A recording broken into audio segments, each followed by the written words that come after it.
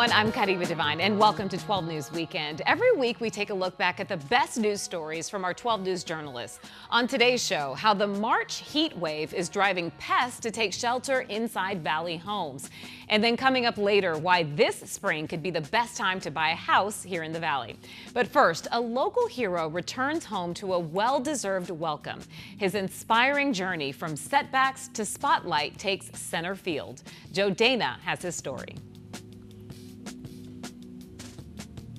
The stage is set. Monday, 7:01 p.m. Bowden Baumkirchner, the pride of Lake Havasu City, will get a hero's welcome. He is a hero to many. We have received many emails and phone calls and letters over the year. We first met Bowden when his family was still trying to figure out how they'd make it through a battery of surgeries and setbacks. Just this innocent little boy. What has this journey been like? Long. Just had his 22nd surgery in December. They did reconstructive tendon surgery in his hand, his right hand over here, that he's going to pitch with. Show me your pitching form. He has a great arm. He just had the surgery, so we've been practicing a bit. He throws the baseball essentially with his 4 fingers, right? So how he does that is amazing. And Come on, Bowden. Bowden has become an inspiration. He does modeling and he's done commercials and all this stuff. It's super special that he is shining his light bright enough that others are seeing it. Bowden, I got to know about these running blades. I mean, that is a sharp graphic. What do you like about baseball? It's fun and active. Your favorite player is Corbin Carroll. Yes. If I'm not mistaken, you both bat from the left side of the plate? Yes. And he gets around, man. Bowden recently showing off his skills in the national spotlight. when he's playing on the Little League with his prosthetic legs, and both sides of the team will cheer for him. I mean, the camaraderie there is fantastic. Doctors gave Bowden a 1% chance to survive when the staph infection was at its worst. His parents credit the miracle of medicine and nonprofits for differently limbed individuals who are helping to get him where he is today. There's so many good warming foundations and people that make it all worthwhile and handle it with us. Through it all, Bowden's older sisters keep little brother grounded. Don't mess it up, Bowden! Are they trying to make you nervous?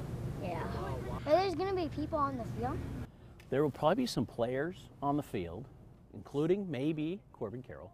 Monday's ceremonial first pitch, another milestone in this improbable story of heartache, resilience, and heroism. It's taught us never to give up. He's just built that way, so it's natural to him, but to us, we're learning from him every day. Should be a good first pitch, hopefully. So here's the thing, you won't need to worry about a runner on first. How excited are you? Super excited. Joe Dana, 12 News.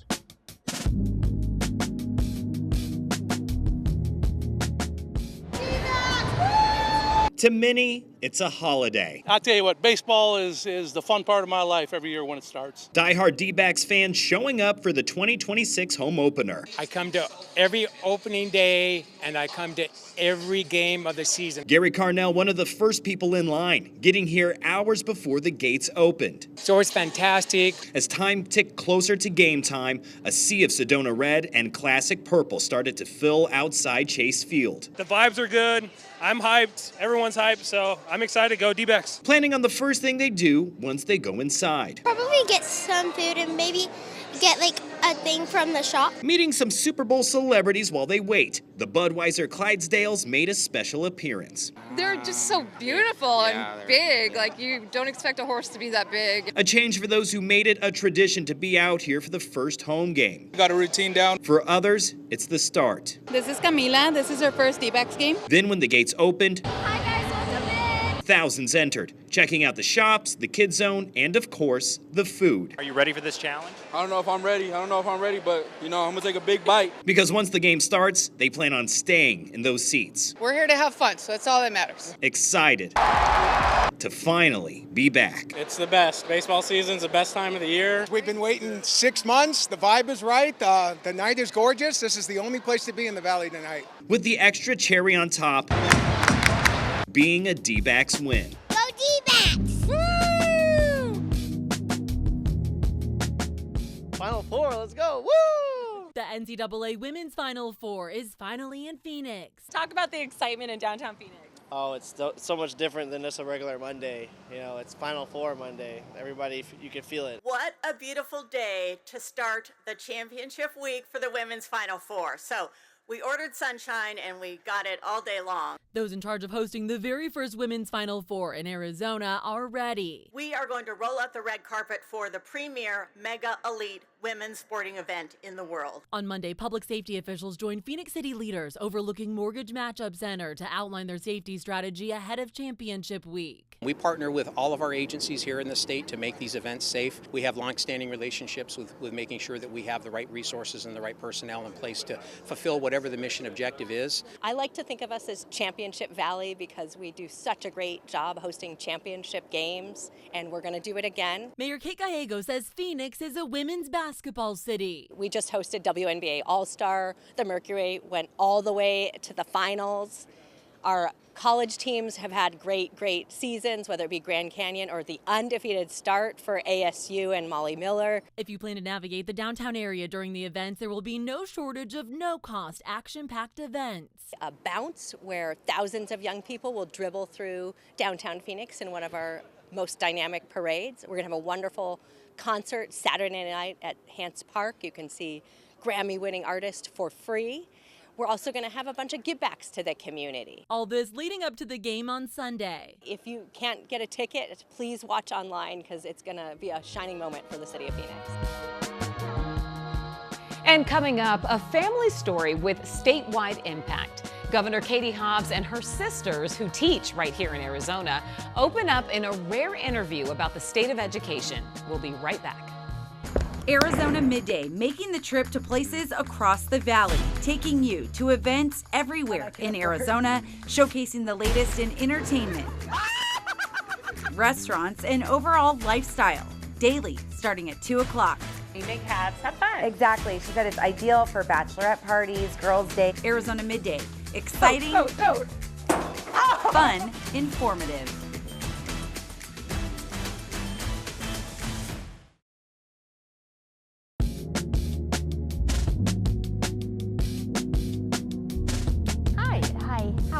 Classes have just started for the day at Valley View Leadership Academy in South Phoenix, and our interview with Governor Katie Hobbs and her two sisters is about to start. I should have asked you what watch band you were wearing. Oh my God. You have matching watch bands? We do. Did you guys plan that? No. This is a first for the sisters, who've never sat down together to talk on camera about the state of education in Arizona.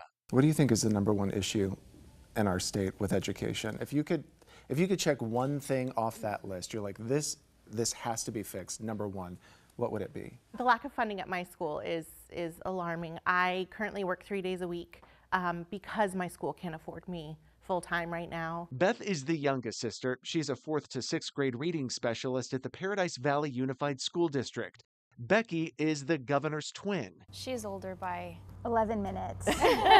She's a 6th grade science teacher in the Scottsdale Unified School District. She remembers helping the governor early on in her political career, driving her around while she knocked on doors in the brutal Arizona heat. She saw her sister's hard work, and at the time, it didn't make sense. I was out of the classroom for a while when my kids were young, so during her early politics days, I also did not understand why would someone work this hard. I didn't understand the impact of local politics because I was out of it. And as soon as I went back into the classroom, it was 2016, and I was like, holy cow. Arizona has ranked near the bottom in education for years, and in some measures for nearly 2 decades. Both Becky and Beth say they try and stay in their lane and not act as an advisor to their sister. But the governor herself says it's the stories she hears from her sisters that she keeps in mind when looking at policy. I was just going to say, I think hearing from both of them, stories, sometimes really heartbreaking stories about kids that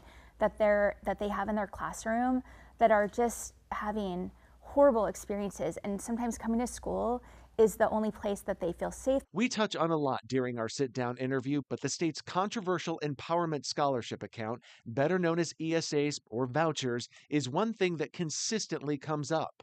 Former Arizona Governor Doug Ducey expanded the program in 2022, allowing anyone with a child in public school to use public money to send them elsewhere, regardless of a family's income. Now all Arizona children will have an opportunity at an excellent education. But 12 News recently found extensive abuse where families are spending taxpayer dollars instead on things like jewelry, vacations, and home improvements. It's just really disheartening every time you see another story on it about what the vouchers have been spent on, and knowing that teachers at my school are just wanting to buy paper and pencils and folders for our kids. School closings is also a hot topic that came up. According to the latest data from the Common Sense Institute, which tracks school closures, in 1 year alone, 8 districts in the Valley voted to close 22 schools in 2025, including Cave Creek Unified, Phoenix Elementary, the Isaac School District, Kyrene, and Scottsdale Unified. It's happening for a few reasons: fewer families with school-age kids, less affordable housing,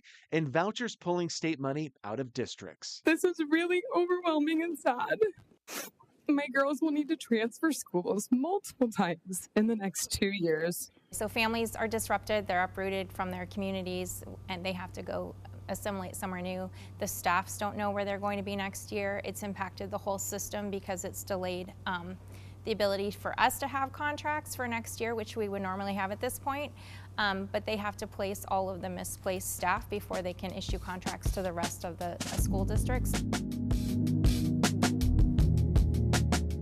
Nicholas Khalil and his business partner Adam Dreyer started their Italian Ice food truck business about 3 months ago. And while the small business owners put almost all expenses into account before starting Jelu, there was one thing that is going far beyond budget, and that's gas prices. It's higher than we initially budgeted for, but it's something that you just kind of grit your teeth and get through. And the warm weather we're seeing in March is definitely playing a factor. Everything, cost-wise, everything becomes a little bit more expensive to run. Your generator's going harder.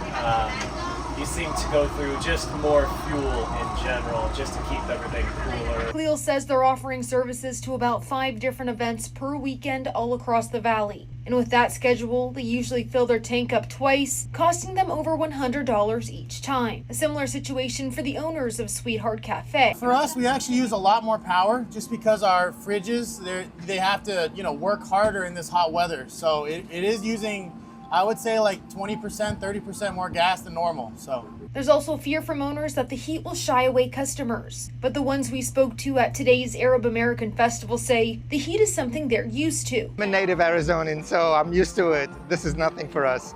According to AAA, we haven't hit the highest recorded average price of $5.38, but businesses are already having to cut back. Yeah, we're trying to think about our food costs, any ways that we can lower the food costs to counteract it, because those operational challenges, they're hard for us as a business. So if we can try to lower our costs in any other way where we can still, get by.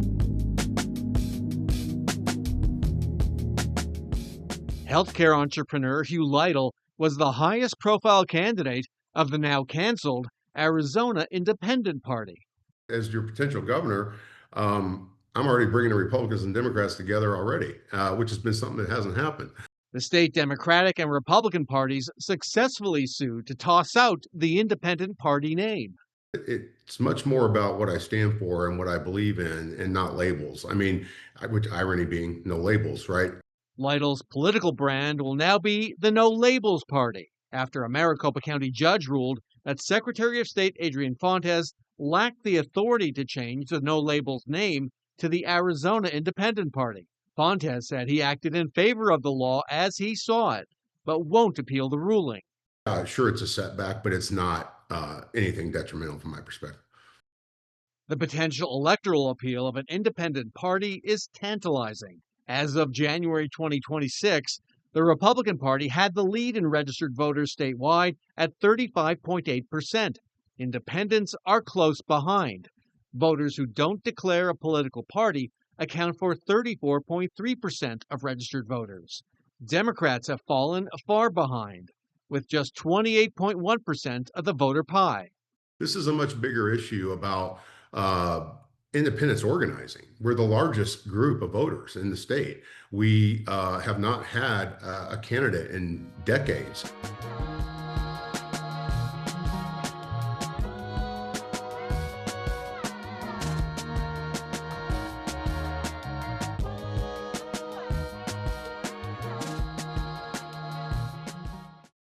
The Valley. It's not just rapidly growing. It's not just 300 days of sunshine. It's much more than that. This is our community, where we're immersed in its diversity and culture. This is where we grow, where we evolve, where we're writing the Arizona story. This is our home. And 12 News is the home of breaking news, the home of weather impact alerts, the home of investigations, the home of original streaming content on 12+, the home of journalism. And once again, we're the home of the Arizona Diamondbacks. And we are so excited to be back on 12 News for another season. Catch a select number of games right on 12 News, including opening day live from Los Angeles. And catch the home opener at Chase Field against Detroit. Baseball's just around the corner. And it feels great to be right at home. 12 News is your home for Arizona's home team. The Diamondbacks are back on 12 News.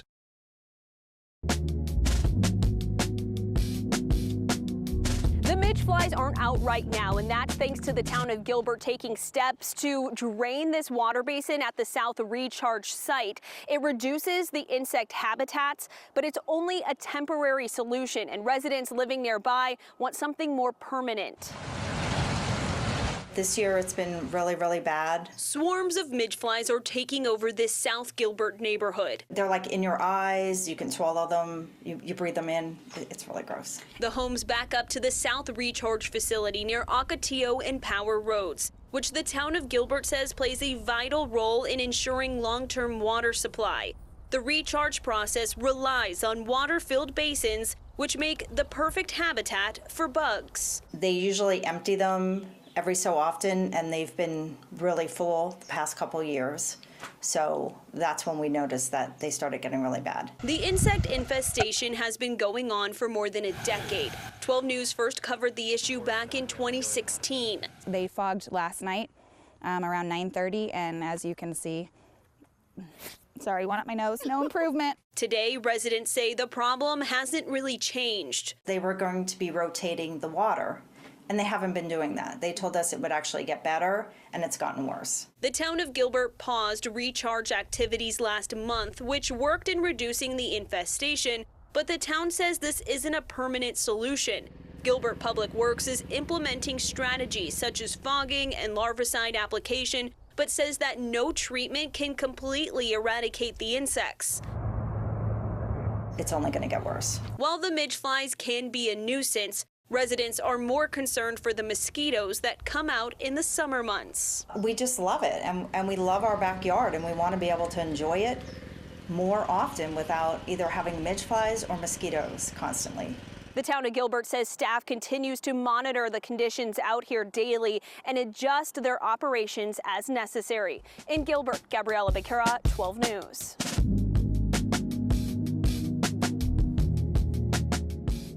When it comes to getting more water to the Southwest, we've heard a lot of wild ideas, like digging a canal from Arizona all the way over to the Mississippi River, maybe even lassoing an iceberg in Alaska, bringing it down to California and melting it there. So really, nuclear-powered desalination doesn't seem so far out there. What if we could fix the Colorado River? Not just use less, but give it more water. Turn seawater into river water. If we could create replacement water in those resource areas, then we could keep more of the water upstream and restabilize the reservoirs like Lake Mead and Lake Powell. Ben Burr isn't talking about a paper deal to swap water rights or water credits. This would be wet water pumped all the way to Arizona. It would mean pumping water hundreds of miles and running power-hungry desalination plants. Burr's solution, through his group called Blue Ribbon Commission, is to go nuclear. Combining it with nuclear really lowers the cost and actually increases your power delivery for other things that you don't need at all just for the desalination plant. The proposal calls for any type of power, really, solar, wind, whatever. But small modular nuclear reactors are starting to be rolled out, though right now there's only one in the world that's actually running. This is a rendering of one that's planned in Europe. These are reactors the size of small buildings, not the giant cooling towers you're used to. And they would power the desalination and the pumps to generate more clean water. Pacific on tap. We toured the Carlsbad desalination plant a few years ago. It takes in seawater, passes it through a series of filters, and produces clean water. Too clean, actually. We actually have to put minerals back into it to create hardness for flavor and taste and color. Desalination hasn't really caught on in California for a couple reasons. There are environmental regulations, and the water it produces is more expensive than other sources. The Carlsbad plant is some of the most expensive desalinated water on the planet. And it's because it was built in full compliance with the California Environmental Regulatory Code. And nuclear power aside, that's what Ben Burr's bill would really do, eliminate those regulations, because the desalination plants would be on federal land or even on federal water. That'd be like your military bases, lands that are exclusively owned by the federal government in those coastal areas. The government doesn't have to be subordinate to state of California regulations. It's an uphill climb, to be sure. Burr's rough estimate is $40 billion, but 3 entire states with tens of millions of people would get the water. Burr says that's worth the price. William Pitts, 12 News.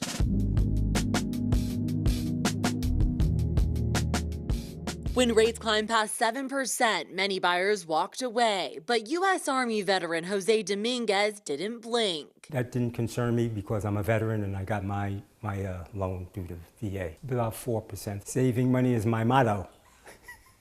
So it worked out real good. And while Jose reaped the benefits of a VA loan, standard mortgage rates have stayed relatively steady for the past year, hovering around 6.5%. Corey Mishkin with Cambridge Properties says buyers on the sideline should take the leap. Talk to a great lender, try to find the rate and the loan product that's right for you. Even a small rate shift has real impact on your monthly payment. Every $100,000 is going to add about $50 to $60 if the rate goes up 1%. So if you can act now, that allows you to have a much greater buying power. And deals are out there. New home builders are motivated, offering closing cost coverage and rate buydowns. On existing homes, you can sometimes negotiate those costs into a lower rate. Even by historical standards, right now is still going to be some all-time pricing when it comes to mortgages, even if we're in the 6%, or if you can find them in the 5s, it's great. One more thing to know, Arizona's housing market peaks in spring, not summer. There's nowhere in the world that's going to have better weather than Arizona in the springtime. For Jose, his new home near 12th Street and Bell Road checks every box. I like my nice little yellow house. I can walk to Fry's. The bank is within walking distance, Verizon, my gym,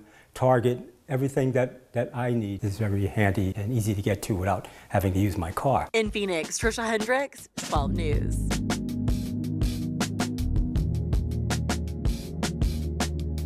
And thanks for watching, everyone. And just a reminder, new episodes of 12 News Weekend premiere every Friday on 12+. You can also watch past episodes on the app.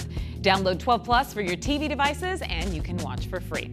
I'm Kariba Devine. Have a fantastic rest of your weekend.